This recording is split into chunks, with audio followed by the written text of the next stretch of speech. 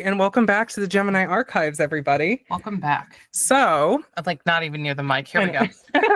Laura needs to figure out where the mic is. No, I'm kidding. Yeah. So before we jump into this episode, just want to say thank you for the feedback on our previous episode about the Warren's Occult Museum and everyone being really cool and not being like dicks about it to each other, because we were afraid of that, but that did not seem to happen, so we're good. Kind of would have been funny if they were dicks, though. I mean, maybe a little bit. But anyway, we are joined today by a very special guest. We are joined by Mr. Jake Holmes. Hi, Jake. Thanks for joining us. Howdy, y'all. Thanks for joining. Apologies for my mic quality. I had to do this through my phone whenever my trusty audio interface failed. So this one's going to be a little more cult than most of my usual interviews.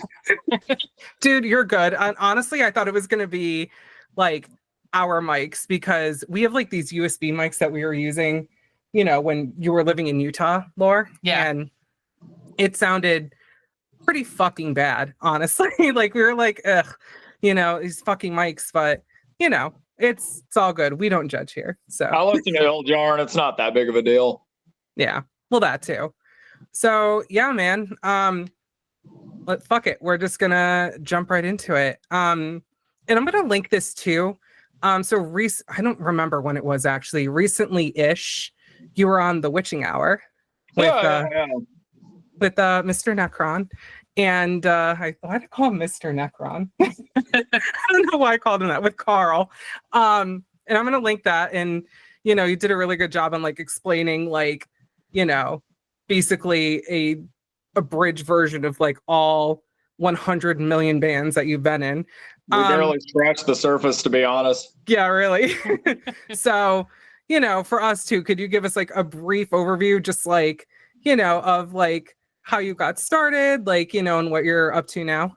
So a brief rundown is, my name is Jake Holmes. I am a bass player that's been in like 4 million bands in Texas, and even a few in like other states and like Mexico. The first real band I was in was a band called Morgengrau that played death metal from Austin. And then I just decided that I just really, really liked playing bass, and I just wound up playing in like 40 or like 45 bands or something. As one does. I lost track, to be honest. So what are you up to currently? Because I know like you have one more show with Morbosidad. That right? is correct. As of the time, because I think this is probably going up sometime next week. So I've been the bass player of Morbosidad for about 6 years now. Long running member, but the three of us, me, Zeke, and Sam, we're all stepping down after the Beharit show. We just all have, you know, stuff going on in life that isn't really conducive to a band like Morbosidad's, you know, busy schedule and all that. So we're going to end things with a bang, opening for Beharit a second time. We played with Beharit in Turku, Finland back in March, and then we're here to do it again in Houston on September 20th. So that show is going to be fucking incredible, possibly one of the best of the year. Hell yeah. Dude, can't even go see Beharit. It's sold out, at least up here, before I could get tickets. I know, I'm so fucking bummed. So, I mean, I would love to go to the one in Houston, obviously, because you guys are playing. But lineup, yeah, like us and Morbosidad, True Iron Will, Imprecation, and Unholier as the supporting lineup. So we made sure to represent Texas as strong as possible. Dude, hell yeah. Like, wish we were going to that, but you know, life happens.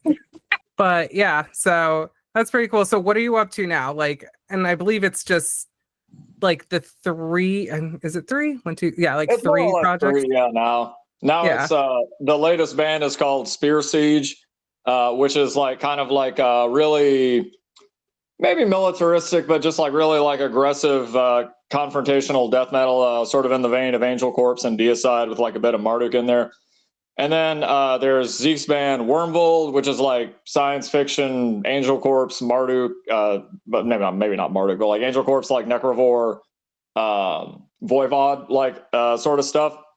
And then lastly is my own band, Churchacide, that I've had for like almost 10 years now, which is just irreverent, dissonant, profanatory death noise, more or less. Yeah, dude, and it's fucking killer. Like, I'm trying to remember because I know you guys have like a few shows coming up. Like I know, is it Churchacide that's opening for shit? I'm getting them all confused. Like, but Churchacide is playing in November. Am I Correct. getting that right? Okay. So I'm helping organize a 3-day run for Perdition Temple and Empty Chalice. That happens in November. The first day is Friday, November 14th. That's going to be at the new Lost Well location, which should be really good. That lineup is, all these shows are Perdition Temple and Empty Chalice. And then the local support is my band, Spear Siege, and then Serpentian, Really Killer Austin, Black Death. To me, there's almost like a bit of Archon and Faustus in there, which is one of my many favorite bands from France. Then the next day we go to San Antonio. Spear Siege is only doing that one show, but then the next day the touring bands play, and then Pius Levis and Churchacide are both going to play. And then the Houston show is going to be with Churchacide and Merciless Savagery as local openers, and the Black Magic Social Club, which is probably my favorite venue in Houston at this point. A really cool place. There's like a bunch of like pentagrams and Crowley shit on the walls, and there's like a big old like skull mountain on the stage, so it's really badass. I've never actually played there, but I'm looking forward to doing that. Dude, hell yeah. Like, we're moving. Can we like move to No, Texas? I just moved. I'm not moving anywhere. Dude, that rules. Like, and I know Spear Siege is playing soon-ish also. Sorry, I came unprepared. Oh, it's all good. I didn't even have a functioning mic. So Spear Siege is going to be, actually, we'll already have played as of the time of this going up. But on Friday, September 5th, we're going to be playing, it's actually at a really cool venue called Kick Butt Coffee in Austin. And it's a literal, like, it's a coffee shop that got converted into a venue, but like the sound is really good. We're kind of the only like really blasty band on that bill. The young lads from Labyrinth asked us to play that one. Labyrinth is like a sort of older-minded thrash band from Houston that is played by fairly young guys. I think they're like 23 or 24 or something like that. So they asked us, and we're like, sure, fuck it, why not? So that was originally going to be with Vicious Rumors because they were going to be touring through. But then I guess the guy from Vicious Rumors like broke his shoulder or something. So Labyrinth is just doing the tour without, they're doing the tour, doing their own tour. And, it's like us, our friends in Sex Cult, who are a sort of punkish metal band from Austin. And then I think The Virulent from Houston, and then a band called NIX, Nix. So this we'll already have played. I hope it goes well. I'm sure it'll be smoother than the shit show we played in LA last week. But oh, dude, that's what we have coming up. We got to talk about that because I heard, well, from you, and and I'm going to link this to Neil Jameson of Krieg did like a write-up about it, and it's pretty fucking good. Like, it's worth reading. Neil can really write. Yeah. So what happened at that show? Oh Lord. Okay. So we roll up. So first of all, we enjoyed like exploring, like, we went to, we got in at like to 8:30 to LA, we couldn't really check into our hotel for a bit. So we got some Mexican food as one does. Then, we got into the hotel, went to Chinatown. That was really cool to explore. Saw a Bruce Lee statue. That was really badass. So, we wound up going back to the hotel, and at 5:00, they came to get us to take us to the venue. We show up and like none of the stages are really set up. So we're like, okay, this is probably not a great omen. The show was supposed to start at 6:30, and then what was it? It was 6. Either way, actually, I think it was supposed to start at 5:30. Either way, whatever time it was, it started like an hour late. There was, I guess there was some kind of conflicting reports as to whether the promoter or the venue owner or whoever the fuck wasn't starting shit on time. But unfortunately, at a show like that, especially at a festival with that many bands, once shit starts getting delayed, it gets really difficult to get back on track. Now, it can be doable with stage management. If there's like 6 or 7 locals, it's like, sorry, but shave off 10 minutes of everybody's set time. You'll be more or less caught up by the end of the night. That did not seem to be the case. So we ended up going on after a certain other band whose name I'm not going to mention. And then we went on at 1 a.m. in the morning. And as we're like getting up on stage, the sound guy's like, yeah, you guys got 15 minutes. And we're like, are you fucking kidding me? And then it's like, I get it, curfew's at 2 and Krieg still had to play after us. So we were just like, fuck it. Morbo songs are short. So we were still able to play 6 songs. And we played them a lot faster too. I mean, we usually play a lot faster, but this time was especially fast and furious. Shit, playing them on fast forward. Yeah, more or less like a YouTube at 1.5 speed. So yeah. we got off stage at like 1:15. Got off as quickly as possible so that Krieg could set up. And I think Neil wrote Krieg only got like maybe 3.5 songs in before the sound guy literally like pulled the PA on them. And like Neil's like doing his vocals and there's nothing coming out, and he's just kind of looking around like, what the fuck, dude? Yeah. So that was that was quite a disappointing end to a. I mean, I had fun hanging out with my friends. Shout out to I don't know if he's going to see this, but Into the Storm of Steel, friend of the show, friend of the Necron Witching Hour. I got to see Gabe from Bestial Abyss and Lucha Mortis. He's a good dude. It was really good catching up with all the Veemer and Hellgoat guys. Back when I was in Plutonian Shore, we used to play together all the time, so it was really good to see them again. Oh yeah, they rule. I haven't seen Hellgoat in a long fucking time. It's been at least a decade, I want to say, since they rolled through here. Probably around the time that I saw them last. I've seen Veemer more often because Veemer would play with Veemer would tour more often, but I don't think that I had seen Hellgoat in a while. Maybe 2016, 2017, something like that. So that was really good to catch up with all those guys. Dude, hell yeah. Like, holy shit. I mean, I'm trying to think. What year is it? 2025. Yeah, I saw them in 2015. 2026. Shit, where the fuck did this year go? That's what I said. It's like we blinked and it's like it was January and now it's like basically over. Well, you always stay busy, it seems like, just playing shows, doing stuff, like, things like that, which we want to get into, just like, yeah, because especially you, Lauren, being the world traveler in and out of airports. Oh, the airport stories? Yeah. I want to hear airport stories so bad. Let me see how many. Well, okay, so there's one of the really notable ones is whenever Morbosidad played in South America. So this was 2023. We did 3 shows, one in Brazil at Sao Paulo, which was a festival, the Brazilian Ritual Festival, really famous one down there. That was with Blasphemy, Mystifier, Death Worship, Tormentador, Blasphema Go to Christ, a whole bunch of awesome bands. Then we played 2 shows with Mystifier in Chile, Valparaiso, really beautiful beach. Also, I'm pretty sure that's where Tom Araya is originally from. No shit. And then we did Santiago, Chile, which is still one of the craziest crowds I've ever seen. So after that triumph, we had a very early flight to get back home. So it was one of those flights where like we had to go straight from the venue to the airport. Like we didn't even get to go back to the hotel. But the problem was, so the idea is 3 hours early for an international flight, right? Well, we get there, and apparently Chile has its own version of daylight savings time. So we were now 4 hours early instead of 3. And we actually were there so early, like nothing was really open yet. So all we could do was just kind of try not to fall asleep. And we get to security, and we had a short flight to Panama for the connection.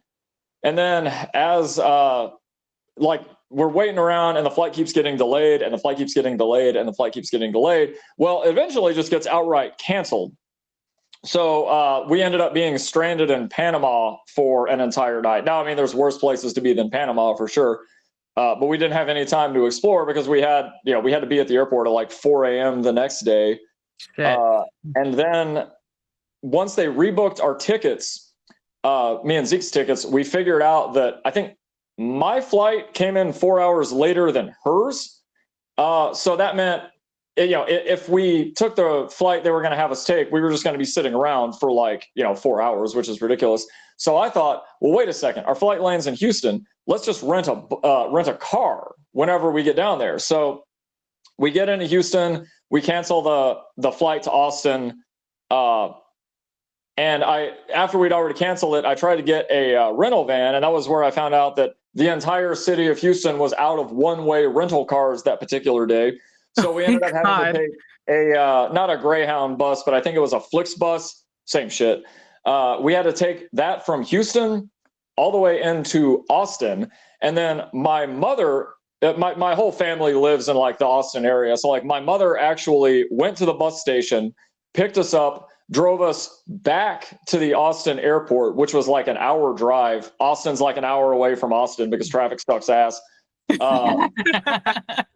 We got like, so we retrieved our car from the parking lot, went all the way back about an hour north to my parents' house where we had dropped off like a lot of the guitars and expensive stuff just in case anything got broken into while we were on the road. That wouldn't really happen, but you never know these days. Yeah. And then we finally got home to like our actual place. So that was like a completely, I mean, it was absolutely worth it. I would completely do it again, all the, road silliness aside, but that's just one example of like the absolute insanity that comes with like the international flights and like itineraries and all that. Whenever, I think I touched on this whenever I did the Witching Hour, but whenever we played Never Surrender Festival in Berlin, which is fucking incredible, one of the best lineups I've ever played, we had I think it was like a 45-minute connection. So we flew from Austin to New York, and then we flew from New York into Charles de Gaulle Airport in France, and then we flew from France into Berlin. Now, whenever you're going into Europe for the first, so they have, for anyone who hasn't traveled in Europe, there's what's called the Schengen zone. You can think of it as independent countries, but they kind of function in the same way as like US states, as far as once you're in the Schengen zone, you can just go back and forth. You don't have to deal with immigration and customs or anything like that. Once you get past that initial check, you're good. Well, the problem is the first checkpoint we had was in France at one of the busiest airports in the entire world. And we had such a tight connection, we had to get through immigration and customs and just the regular TSA or whatever the TSA, whatever the fucking French equivalent is.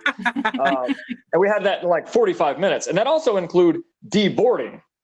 So we actually essentially missed our flight. The only reason we even made our flight at all is because Europe actually gives a shit and takes care of people. They actually held up the plane for us.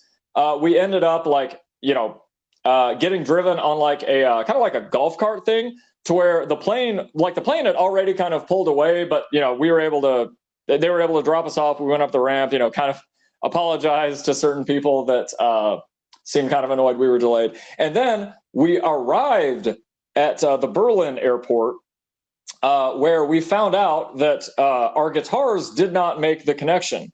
Oh my God. I think I'd already told that story too, so I'm not going to get super into it, but shout out to the Massacre guys and Bloody Vengeance guys for lending us guitars so that we could play. Oh, and also we landed about 3 hours before we had to be on stage. So that was that was what we call the cannonball run. But then we just got to, relax the whole rest of the weekend. Like we played on the same day as Massacre. Drawn and Quartered played right before us. Really good band. The only times, actually, no, I saw them in 2011, but the only recent times I've seen them, we played back to back, so I didn't really get to see as much of them as I would have liked. But I do really like Drawn and Quartered, really good evil fucking death metal in the great Washington tradition of bands like Infester and all that. And then, the next, I can't remember what specific day was the rest, but it was a completely insane lineup. It was like Blasphemy, Imprecation, Blood, Naked Whipper, not going to elaborate on why, but Naked Whipper, the guy can't leave Germany. So getting to even just see Naked Whipper is like a really big privilege. That was just, really awesome to do. Blood is awesome. One of my favorite old bands of that nature. Really nice dudes. Trying to think who else. Yeah, obviously Imprecation played. Death Worship. I've seen Death Worship like, I think maybe 5 times on 3 different continents. Let me think. Brazil, US. I don't think I've seen them once. Oh, they're fucking amazing. Dude, I don't know if the drummer wants me to say his real name, but like that dude is a fucking beast. Like that dude will play like back-to-back sets with like Death Worship and Bloody Vengeance like it's nothing. Like he's an incredible drummer. Like that dude, well, I don't know where I was going with that, but like, so we played with them in Illinois. I saw them in Austin. I didn't play that show, but I saw them in Austin. Played with them in Berlin. Played with them in Brazil. And I feel like there's one other. Oh, and Germany, of course. So I've gotten to see Death Worship a ton of times. It's really cool to hang out with Ryan. Ryan is super chill, no ego, no rock star at all. All the Blasphemy guys are like really chill. As long as you're on their good side. Yeah, that's what I've heard. And dude, speaking of which, like, when's Jake Fest gonna happen with all like 18 of the bands that you've been in? I mean, I'd be up for it. The only thing is, like, I don't know if like everyone else would, because now that so between the 3 bands that I'm in right now, so it's Spear Siege, Churchacide, and Wyrmvold. Zeke is in all 3. Sam is in 2 of them. And given us how, this is fairly intense music, I don't know if everyone would be up to like, Also, it's not even just the physical aspect of playing the music. I mean, I know they could do it. I don't know if they would want to, because they might just be like, no, Jake, no, fuck you. It's also just like the logistics of it, because none of the bands I'm in, maybe it might be different to some people's ears, but for the most part, none of the bands that I'm in really sound that much alike. We use different tunings, different aesthetics for each band. So even though on paper a Wyrmvold set and a Spear Siege set aren't super different, those are different tunings, different sound levels, because Spear is a 3-piece, Wyrmvold is going to be a 4-piece. Different aesthetics for sure, because Spear, we don't really go super hard on the aesthetics for Spear. We mostly just throw on some bullets and that's it. Wyrmvold, not to spoil too much, but Wyrmvold's going to be like a really big, more immersive experience. And then Churchacide, we just get up there and like 4 million spikes. Jake Fest, I mean, it would be fun, but at the same time, I don't know if it would really be the best way to present all those bands kind of back to back to back. I think that each one kind of deserves more of its own presentation. I did double duty a ton of times back in the day, but also those were bands that I wasn't like the songwriter or main guy for, so it wasn't as big of a deal. Back then it was just like, for example, Plutonian Shore and Morgengrau, those bands would always play together like back to back to back. And mostly like it wasn't too much of a clash, because it's like, oh well, Jake's just the bass player in both of these bands, for the most part. But if I'm up there, doing bass and vocals, then doing bass and vocals again, and then doing more bass and vocals, it's not to say that it takes away from it, but I just want each band to kind of have its own like focus. Yeah. And I mean, I know someone I forgot who it was exactly that suggested that. I just thought it was pretty funny. Like the idea of like every band playing would be like featuring you. And I think they said the same thing about JD too, who's in, for anyone that doesn't know, he's in Hexea and like a bunch of other bands that are evading me right now. PLF, long respected Houston grindcore band.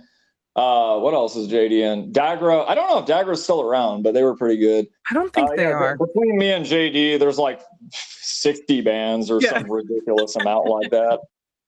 Yeah. So, I mean, it would be cool, but I mean, I get that too. Cause like, you want to make sure each band like has its own like focus and it's not just like one blur, Right. Especially Wyrmvold, because like Zeke puts so much into Wyrmvold, we really want that to be like, we want to put like our full attention into that whenever it does start playing live, which we have been taking steps to. We do have the live lineup secured, and we've been kind of jamming away on it here and there. But once we play our last show with Morbosidad, we'll really be able to hit that hard and burn 2026 to the ground.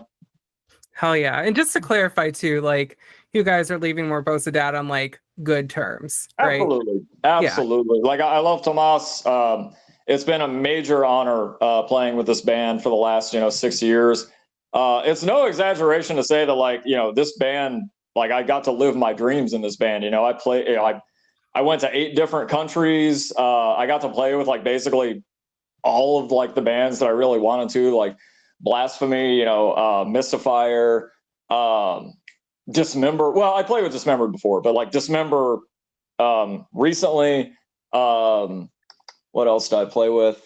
Just it's I have total respect for Tomas. I mean, I think he's a good man. He's a good father, a good family man. So I'm looking forward to see what he does with the band in 2026. So his new lineup is based out of, I think, Michigan. the main guy got in touch with me, and here's the thing with Morbosidad songs is, as we all know, Morbosidad has been kind of a revolving door for, really since inception. So the songs, there's like so many different versions of them floating around. What I did is I kind of like laid out the songs in a like kind of a standardized format that's like, okay, this is how it actually, this is how, if you're going to play it, this is, what makes sense. I sent the main guy and the new lineup, all that, and that, helped him a lot with like learning the stuff. Because otherwise it's like, figuring a song like, Castración Bestial or Dios Muerto might be like a little tricky just because it's like so much like, just like kind of chaos going on the recording. But, if you have someone who's actually mapped everything out and been like, this is what makes sense, it's going to make everything a lot easier. And I know that because I've had to fill in and jump in on a ton of bands where nobody gave me any tabs. I had to figure all that shit out by ear. And, it's not that I couldn't do it. It's just it wasn't really ideal. So gotta improvise. It's kind of like, if you're leaving a job on good terms, it's not the end of the world if you train your replacement just to make sure you're not hanging anyone high and dry. Yeah, well, exactly. And like, I do want to ask this too, because we were talking about this before. Mm-hmm. You dropped like so many like cool fucking like bands like within the last 20 minutes. So I was curious too, and I mean we were curious. Like aside from metal, what do you listen to, if anything? Good question. I actually so I actually like a lot of 70s prog rock, like Gentle Giant, Genesis, Aphrodite's Child. I know everyone really likes Vangelis for like the Blade Runner soundtrack. Really great soundtrack, of course, but I personally think that Vangelis's finest hour was his old prog band, Aphrodite's Child. I actually found out a ton of that stuff indirectly from Prescriptor from Absu, because he's into all that shit. Back when I was like 20, well, I've always loved Rush, and I would kind of pay attention to bands here and there, but like once I like kind of started following more of like Absu's influences, that's what got me into like Aphrodite's Child and Gentle Giant. And actually, there's probably not a whole lot of crossover between Gentle Giant and Churchacide fans, but if you pay attention very closely to some of those riffs that are on Churchacide songs, you just might hear some really mutated Genesis and Gentle Giant riffs that I kind of had an idea for, and then I just mutated them and twisted them into form to where it's like all dissonant and fucked up. So nice. Phil Collins, please don't sue me. I don't have any money for you to give.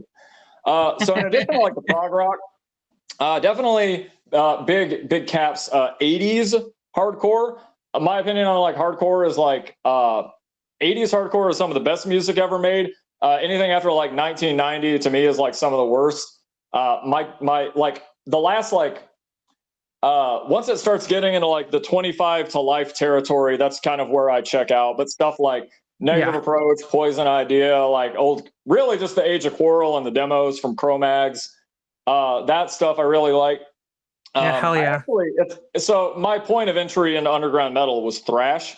And to just give you kind of a like perspective, I think we're all roughly around the same age. I'm, 35. When I was like in my most nascent metal years of, 2004, when I was, early teenager, that was when like metalcore and deathcore were like absolutely, blowing up. We're 33, so we know. Yeah. Unfortunately.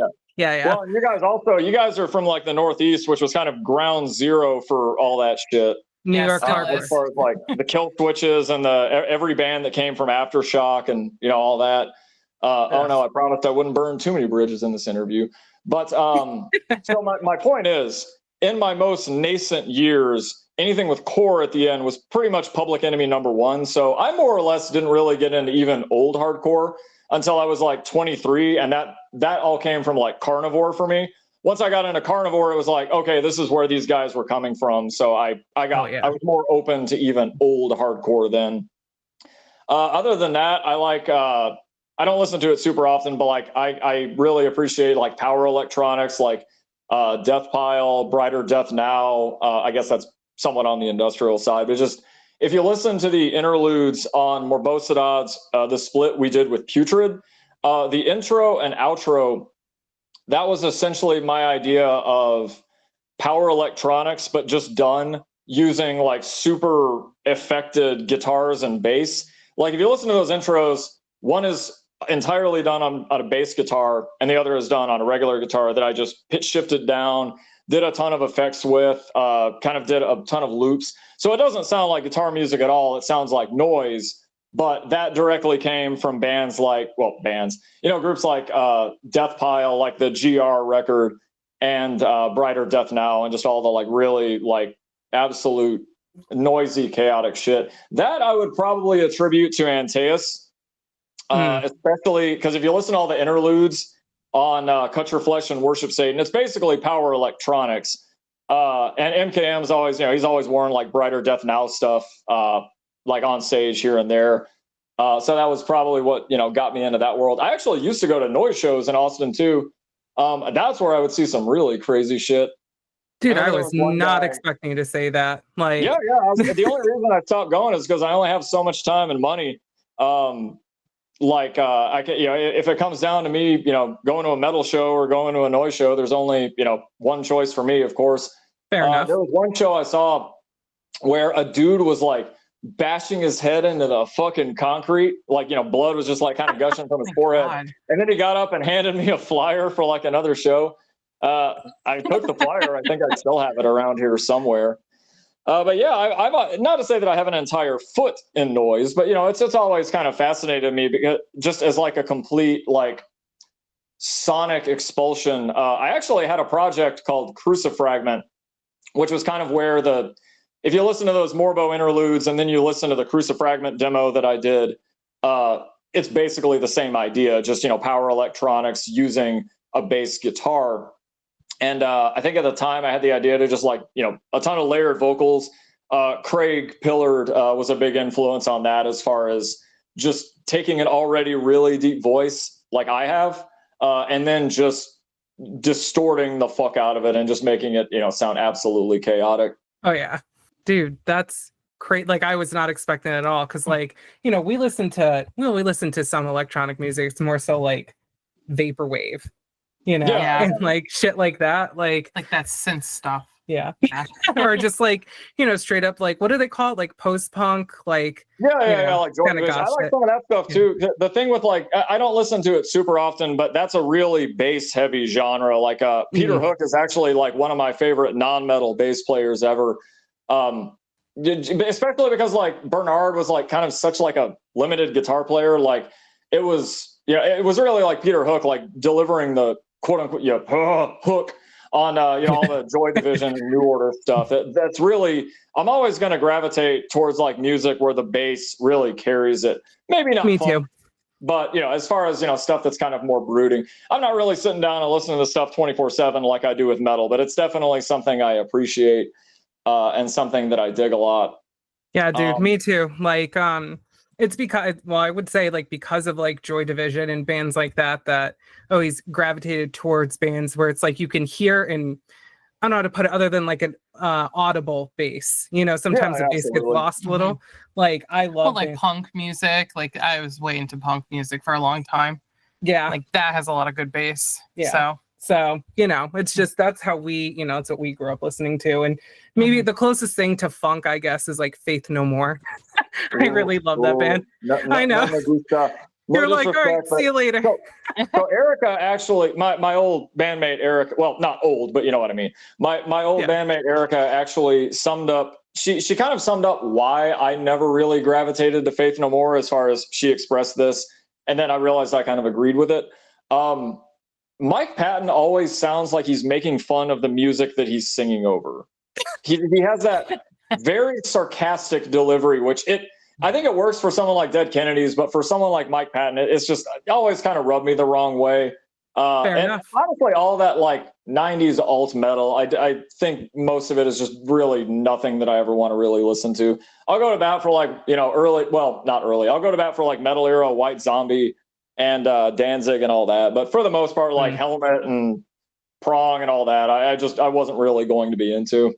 Yeah, dude, it's not really my thing either. Like the closest I'll ever get to bands like that is like Faith No More, and it kind of like stops there. But you know, right, yeah, that's how a lot of people are with like Doom, where it's like they like Black Sabbath, but they're not like jamming like Candlemas or Solitude Eternus, which would be their loss, because that's another thing is, people, who might know me just from like, Morbosidad and, my stint in trench warfare, or like, so a lot of my other 4 billion black and death metal bands. I like, a lot of doom too. I really want to do something like Solitude Eternus or Solstice. But I only have so many hours in a day.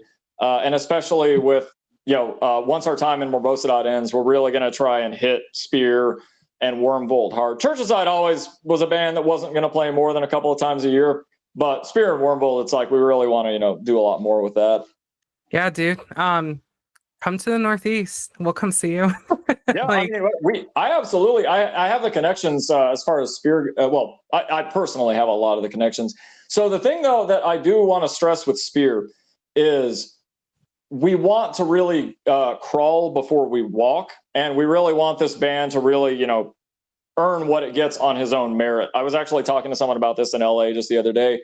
Is we don't want to, ride our other band's coattails at all. I've always wanted every single band I was in to really stand on its own identity. So that means we want a little more music out there before we start, doing like flyouts and festivals. Right now, our plan is just, play some cool local shows, build up the profile of the band.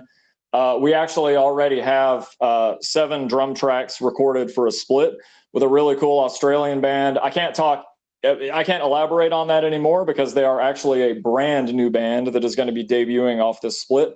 But it's a bunch of true Aussie old guarders. So it's definitely, there's no reason for people to, it's like if you like all the other bands these guys are in, you're going to like this. So we're really looking forward to that. And we also have a bunch of more songs. We might do another demo in maybe like January or February, depending what all of our schedules are like. Everyone in this band is, we've all been in like a million bands. We all have been on like a ton of albums. Not to sound too cocky, but I mean, we know what we're doing at this point. So it's pretty easy to, just sit down and, record. We get our engineer, who's a guy named Josh Vasquez of JMTX Productions in Austin. He was a connection of Sam's. He had, I guess, engineered the drums on, of all bands, Stabbing's debut album. And yeah, I mean, but maybe not the not exactly the witching hour crowd, but he definitely did a really great job on that. So Sam hit him up. Dude is super professional. Totally had his shit together. We really like how the demo sounded. And we're definitely going to keep using Josh for, I mean, as far as I'm concerned, all the Spear stuff. I tend to be very apprehensive and weary about working with new people because, as one would imagine from a guy who's been in 4 million bands, I've gotten burned a lot. I've gotten ripped off a lot, backstabbed a lot, you name it, I've probably experienced it. So if I can find someone like Josh, who actually has his shit together, does what he says, delivers a quality product, for lack of a better term, yeah, we're going to keep using him. So remind me whenever this is over. I will throw his Instagram connection in your DMs, and then you can throw it in the description. So maybe get some work based off of that. Dude, we will absolutely do that. Like, and speaking of like playing shows and stuff like that, we kind of talked about this the other day, just kind of like informally, how you can drive 13 hours and still be in Texas. Yeah, yeah, that's El Paso to Houston. Dude, because you lived in Salt Lake City, Lauren, and it's kind of like the same thing. More like it's half of that. It's like 6 hours, you're still in Utah. Yeah, 7 hours, you're in Idaho. That's 6 hours. 6 hours is me to JD. Yeah, like that's far as fuck. And us being from, New England, I could be in Canada in 5 hours, literally Montreal. I could be in another country. Like that's how close we are.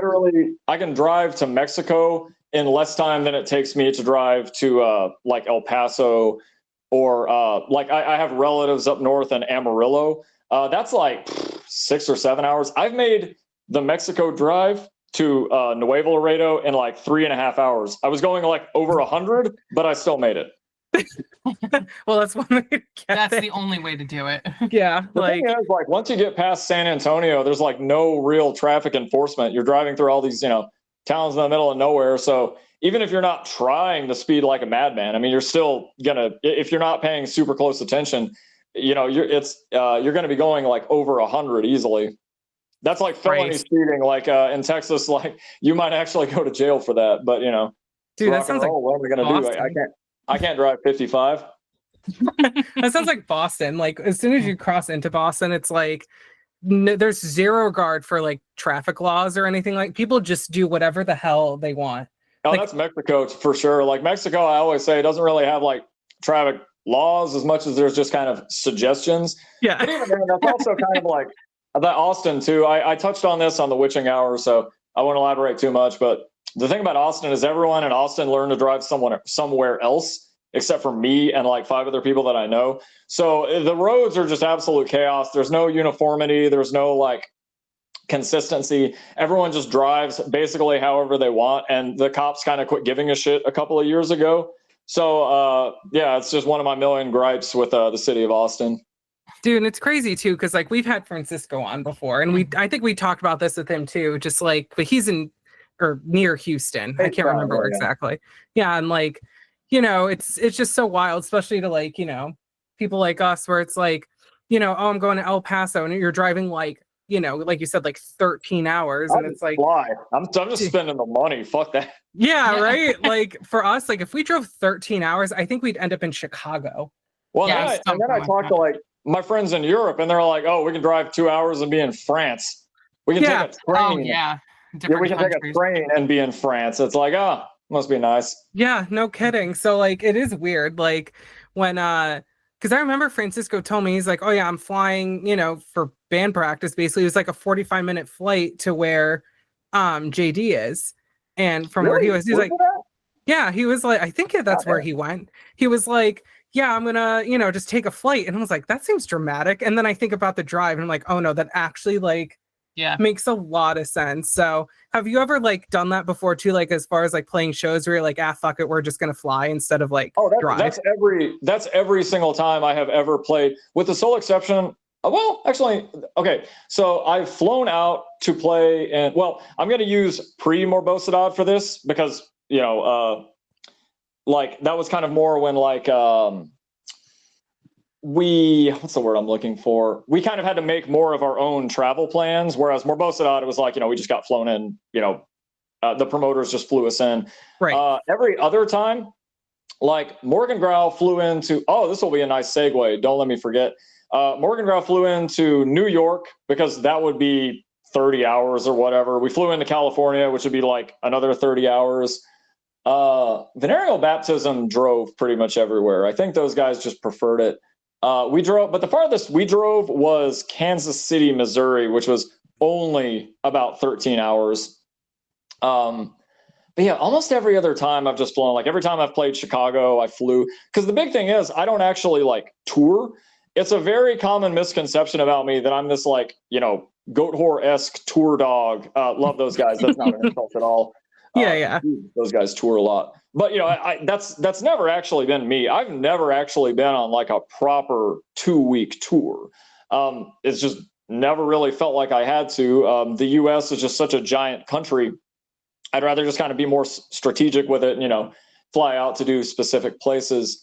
But that brings me to the very first time I ever played out of state, which was the Martyrdom Festival in NYC with Martyrvore, among a whole bunch of other really awesome bands. That was the only time. It's kind of funny because I remember whenever they announced this lineup.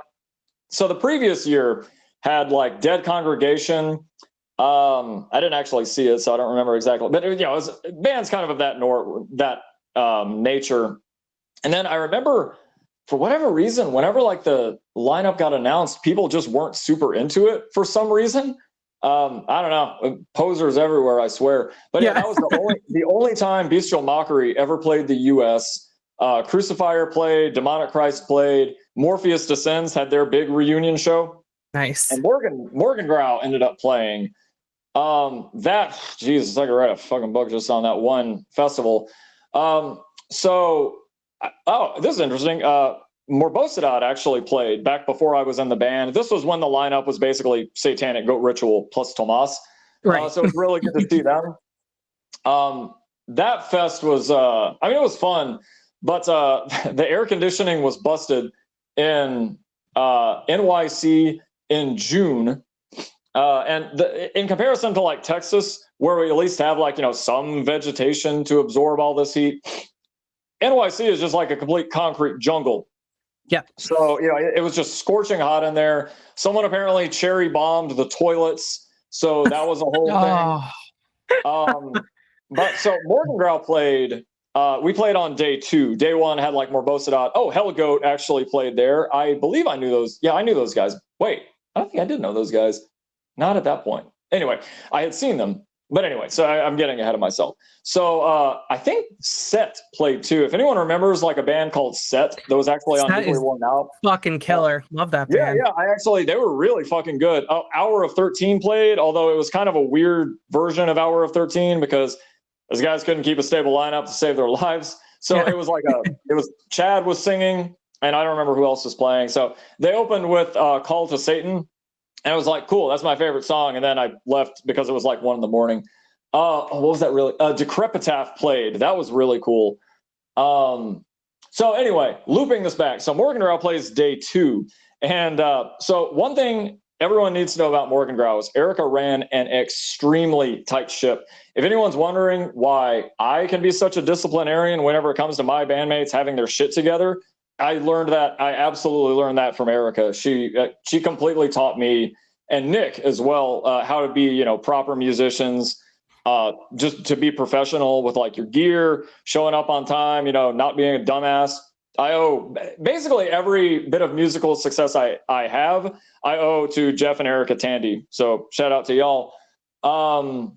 So we get there. So my point is knowing how professional Erica was, it's going to get into what we found out when we arrived at the venue, which was the promoter, not going to name names, but he, in his exact words, he forgot the back line for the second stage. Like just there was no gear for any of the bands at all. His exact words were, make friends with the band before you. So it really was the meme where it's like, whenever you show up and it's like, so dude, can I borrow everything? Yeah. So the band that played right before us was Martyrvore. I don't know exactly who was in the band at the time, but this was June 2013. So we told them, we're like, we have nothing here. And they're like, yeah, dude, that's totally cool. Use all our stuff. So I think that I thanked Martyrvore in every like liner note I wrote for like the next like 3 years at least. That's amazing. And for anyone that does not know or has not listened to the podcast previously, we're bringing up Martyrvore because my late boyfriend Chris sang for Martyrvore, and I think it was just around that time. I think that's one of the first shows he actually did with them was Martyrdom. So I'm pretty sure he was in the band at the time. I'm not 100% sure because I remember him telling me about it. I'm pretty sure because I know what he looked like. I'm pretty sure that was him. That was like a million years ago and a million shows ago. So my memory is a bit fuzzy. But you know what? Chris definitely would have Chris would have given you like the shirt off his back if you asked. He was just that kind of person. So I'm not surprised that they were like, oh yeah, dude, that's cool. But that is kind of funny that, they were the ones. The other thing about that show too is not only was it hot as fuck and, cherry bomb toilets and everything, Ross from Immolation came out. Because not only is he a very good friend of the Tandys, but he's also friends with the Morpheus Descends guys, all the real old schoolers. Also, a quick shout out to Morpheus Descends. I will play with Morpheus Descends anytime. I consider that to be the truly most underrated band in all of New York. Great fucking band. I've played with them twice, and I'll absolutely play with them pretty much anytime. So segue. Ross Dolan was like 4 feet away from me when I was on stage, just, directly in front of me, because Ross, as a bass player, I assumed like watching the bass player. So no pressure there. I managed to not fuck up too much. There's a bit of video of that on YouTube.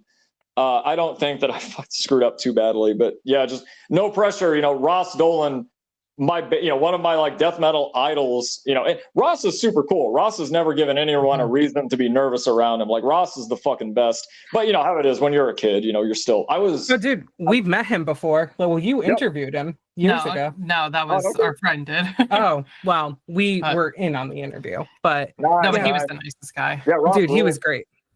And then we did get to play with Immolation in Atlanta.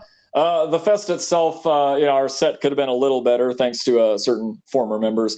But we were direct support for Immolation, and I remember that was Mass Destruction in Atlanta. And I just remember like talking with Bob and Ross because I've met him, but we'd never really talked that much. But yeah, it's always just really good to meet your heroes, and it's like, oh, they're actually really fucking cool people. That fest was cool because it was also like kind of a really random lineup. Morbosidad was actually like a last minute replacement for Vulcano from Brazil. No shit. We played on the same day as Immolation, Primitive Warfare, shout out to those dudes, and Coven of all bands.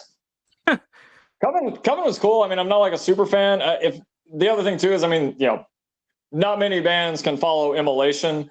So whenever I have a band like Coven playing right after Immolation, it's like, I'm kind of just gonna go over and it's a little weird. Like, I love Coven, but like weird like juxtaposition there. Right. Although whenever I was over by the Morvo merch table, kind of reflecting on our set, I looked to my left, and Chris from Autopsy is like right there. And I don't take pictures of people that often, but I obviously I got to get a picture with Chris Reifert.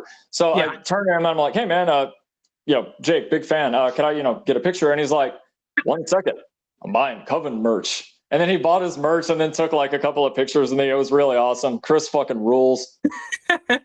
I love that dude. Because you always worry too. The man. Like when you like meet someone for the first time, you're always just kind of like, well, I don't know, like what if they're a dick? Because like, we plan on doing this. Quick side tangent. Sometime in November. I don't know if it's actually going to happen, but we might go to Rhode Island Comic-Con and go meet Kevin Smith because we just love his movies and the whole cast of like Mallrats. I'm going to sob. Yeah, I'm going to sob pretty bad. Yeah, like we're just like, do we go meet him? Like, what if he's a dick? Like, do we even? Because they say that too. Like when you go meet someone that like, you really look up to, like you said, like, Ross of Immolation. It's like, oh my God, well, what if he really is like the coolest dude on the planet? No, he was so fucking cool when we met him. Yeah, we just like exchanged pictures of our cats, I think. Yeah, we only exchanged cat pictures. Yeah, for like 20 minutes. But, you always think that too. You're like, well, what if they suck, and like, what if this like ruins it for me? But it's just I've definitely had bands ruin for me. Not going to name any names. Oh no. See, like that's what I'm afraid of. Yeah, well, the thing is though, even if it gets all fucked up, you can still have kind of a good story afterward. True. So well, I mean, not a story that I'll tell here, but yeah, we've definitely had some unfortunate encounters with musicians. Damn, dude. Yeah, because like, that's something I always think about too, where it's just like, yeah, but what if they suck? But like most of the time, just like I'll even say it like the first time I ever talked to Chris Gamble, Bloodstorm Gorephobia. He was looking for someone to convert a bunch of like old VHS tapes of like live performances, like of him with Absu over in Europe and stuff. And he's like, I need someone to like convert this for me and start a YouTube channel. And I was like, dude, I'll do it. And then he called me up like an hour later, and I was like obsessed with Gorephobia at the time. I was just like, wait, what? Like, you're going to call me? It was like such a weird thing that I'm like on the phone talking to him, and like he's now like one of my closest friends, So Chris rules. His I think the last bass player he had was Derek from San Antonio. Really great dude. Miss him every day. Unfortunately, he passed away from cancer in 2019. Yeah. But yeah, Derek was great. Derek would get along with pretty much everybody. Dude, hell yeah. Like, so it's cool though, like, with the exception of like, this last weekend and it just kind of being a little wonky that like you've been playing some pretty cool shows. I mean, not to say that the show sucked or anything, but just, unfortunate timing and, shit like that kind of made it a little crazy. That's just every show. Not literally every show I've played in California, but like every time I play California, there's just always some silliness. When Morgan Grau played the shows, so Morgan Grau did a couple of shows with Pentacle back in 2014, I believe. It was August 2014. That to say that one was not super well organized would be quite the understatement. I think it was after the LA show where apparently they just straight up forgot to get a hotel room. So we're driving around for like 2 or 3 hours after the show. It's like, what's the point, guys? Just let us sleep in the van and then take us to the airport. Sheesh. So the show, I remember the Oakland show ran super late too, and I remember Pinnacle had to cut a couple of songs, which was unfortunate. LA was like, I mean, it was all right, but yeah, overall, it's like every single time I've played California, it's always just some ridiculous, some. So it's like really affront. strict about like That's just the West Coast, I think, because Utah's the same. There was some because my husband plays in a black metal band, so it was like all kinds of ridiculous crap that every show was like someone took too long or this guy forgot this thing, and it was every show. I think it's just the West Coast. They have no sense of urgency over there. So I'll actually stick up for Portland and Seattle on this. Obviously not super similar places to Texas, but Morbosidad did 2 shows. We did one in Seattle. And the next day we went to Portland. Those actually went really well. Shout out to Mike, who brought us up there. He was a really good dude, solid promoter. We played 2 shows. It was with Weregoat on both shows. So that was really nice. cool. Weregoat actually covered Carnivore's Thermonuclear Warrior, so that was really badass. hell yeah. Trying to remember who else played. Porphyrion played, I think, in Seattle. That was Mike's band at the time. And then Hemorrhoid played in Portland. And I don't remember who else played the Portland. I think Porphyrion played both shows. In Seattle, I literally can't pronounce the name, but it's like the band that sounds like Ildjarn if they were Hawaiian. Gotcha. Yeah. I don't know. I literally can't pronounce the name. They were very good. I wish I could pronounce the name, but I just, I have no, I just don't know. But they were really good. That run was actually really good. And then we, literally the next week, we went to the opposite side of the hemisphere and did 3 shows in Central America. We did Costa Rica, El Salvador, and Guatemala. All 3 of them were incredible. I love Central America. There was apparently some interest in either Spear or Worm going back to do Costa Rica at some point. So I personally would love to do that. But again, kind of what I touched on earlier, you got to crawl before you can walk. Yeah, dude, for sure. Mm-hmm. Like maybe it's just the Southwest then. That's just kind of slow. Not so much the northwestern part of the country, but people just suck. Yeah. Dude, I know. Like, because I mean, even here too, like, especially like some areas, depending on where you are, like they're very strict on like curfews, and the curfews are usually like early. It's like 10:30 or something. Yeah. So like yeah. So like the shows start super early, and then they're like, get the fuck out. Like start at 10:30 down here. That's wild. That would never happen up here. Texas party's late. Like Texas and Mexico both. It's like not with this lineup, but like Morbosidad's played shows in the past where they went on at like 2 or 3 in the morning, like in Mexico. Oh my God, I believe it, dude. I mean, for Morbosidad, I would probably stay up till 2 a.m. Yeah, I would just drink a Red Bull and be like, "Fuck it," That's pretty much what I do at this point. If it starts running too late, I'm like, fuck it, just slam it. Yeah.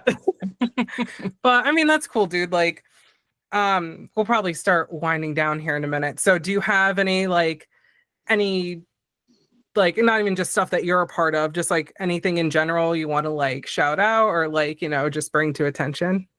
So as far as my own activities go, Churchacide is we've been finishing our 2nd full-length album for a while. That's in the hands of our live bass player who does all of our stuff. It's been like tracked for a while. I think we have admittedly been a bit lazy on actually finishing it, but we've got all the hard stuff done. He just has to tweak a couple of knobs. Spear Siege is going to be having that split, more info TBA come out. We're in the process of recording. Wyrmvold is going to be having the split with the Paraguayan band Glorification. That's going to be released this year. We actually, so it's going to be 2 editions, US edition on my label, Anti-Iconoclast Productions, and then the Brazilian, there's a Brazilian label, Black Hearts Records, that's doing the South American edition. That one is going to be out in November. We're actually really close to getting our CD copies, but we're going to wait and hang on to them until the Brazilian label gives us the okay, just kind of as a courtesy. That's it for those 3 bands. Morbosidad, we have the last show that we're going to do with Beharit. It's going to be really good. And then we have the Perdition Temple shows. I have a whopping 0 shows booked for 2026. I'm actually going to use that time for myself to, go see some festivals and, do some travel for myself instead of the band, which historically I haven't really been able to do. Even before Morbosidad, even back then, I just wouldn't really travel that much because I always wanted to save as much time for, the band as possible. But now that, I'm kind of the person in charge of the booking of more or less all my bands. I'm just going to take some time off and just, go see some really cool stuff. I'm going to go back to Europe. Probably Steelfest. I'll say I'm going to Steelfest this year. If I end up not, people can call me out on it, but I am actively planning to go to Steelfest. Nice. And then December, I'm just going to be going. The plan is for me to go back to, I'll just say somewhere in Europe, but I'm really looking forward to that.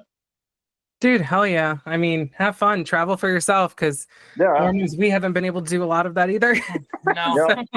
So, dude, that's cool. So we always let the guests pick the music. Usually it's just me and Lauren just throwing out some bullshit. Yeah. But so we're letting you, pick the music. So do you want to tell us a little bit about the songs we're gonna play at the end of the episode? Yes. So I deliberately went with two bands that wouldn't get played on the Witching Hour or Metal Enema or any of the other shows that I would guest on.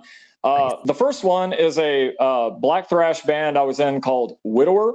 Widower were a pretty up and coming band in the Austin scene from 2012 to 2019 until we kind of split up for lineup issues. I recorded one album with the band and played some mostly pretty killer shows. I remain immensely proud of that album. This is going to be a track from that album. Great album, but a little too melodic, I think, for most people that follow my stuff, but I think it's great. At the end of the day, I'm the one who picked the song. And then a few years ago, I did a project of my own that was, it initially started as a heavy metal band that was kind of maybe Twisted Tower Dire or Running Wild or, even some Manowar in there. But I still wanted it to be really aggressive. So I had my regular death metal vocals over it. And then there's blast beats and all that. That is called Exocatharsis. You can play that one at the very end because that one is definitely not going to be everybody's thing. So if they're not into it, they can just skip it. But if they are, cool. So like I said, I've made everything from really accessible, catchy quasi heavy metal to, death metal to black metal, war metal, power electronics. I just make what I'm going to do. I do what I'm going to do. And, if people like it, cool. But if not, I make it for me. Dude, as you should. Where can people find you online? Or you're just on Instagram, right? Pretty much. I mean, I don't really my page is private. I mean, you can still, anyone can accept a follow request, but I kind of just prefer to keep kind of a lower profile. Gotcha. But my Instagram page is at Anti-Criconoclast. It's just the same as my label. So I mean, as long as you're not a complete dork, you can go ahead, shoot me a follow request. I pretty much accept everyone that doesn't like bots or feds or snitches. I got one request today from some totally legitimate weed dispensary store, and it's dude, I live in Texas. Fuck off. Yeah. Feds are getting lazy. Dude, for real. But yeah, man, thanks for coming on and telling some story. We are a story-based podcast, so we always enjoy hearing stories from everyone. So thanks for joining us, and yeah, enjoy these tracks. We'll see you guys soon. Thank you.